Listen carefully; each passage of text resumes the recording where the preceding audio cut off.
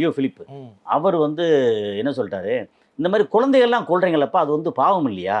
இதெல்லாம் தப்பு இல்லை, நீங்கள் அரசியல் ரீதியாக என்ன வேணாலும் பேசுங்க பண்ணுங்க, குழந்தைகளை கொல்றது தப்பு இல்லையான்னு சொல்லி அவர் சொல்லிட்டார்.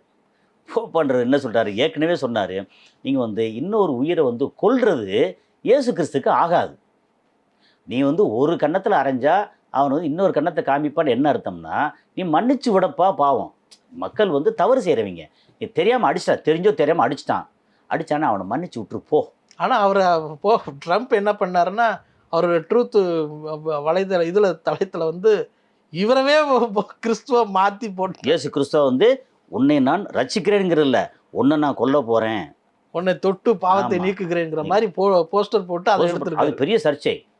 என்ன இவர் ஒரு மத ரீதியாக இருக்கக்கூடிய, உலகம் முழுக்க மரியாதையோடு இருக்கக்கூடிய ஒரு தலைவர், மத தலைவரையும் இவர் மதிக்கல. அதாவது அவருடைய மத தலைவரையும், அவர் மத தலைவர் அவர் என்ன சொல்லிட்டாரு, லியோ பிலிப் அவர் என்ன சொல்லிட்டாரு, இந்த மாதிரி குழந்தைகள்லாம் கொல்றீங்களப்பா, அது பாவம் இல்லையா?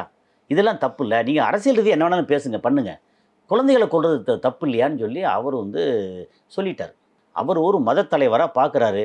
இந்த குழந்தை கிறிஸ்துவ குழந்தையோ, முஸ்லீம் குழந்தையோ, ஹிந்து குழந்தையோ, புத்த குழந்தையோ, எந்த குழந்தையா, குழந்தை தானே இந்த உலகத்தில்.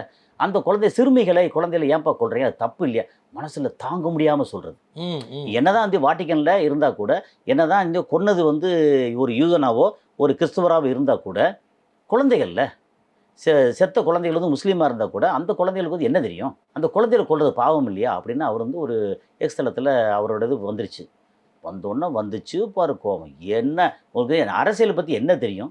அப்படின்னா ஒரு டீ கடையில் பேசுகிற மாதிரி பேசிட்டு, டீ கடையில் அதை குடிகார கபோதி கூட இவ்வளோ பேச மாட்டாங்க.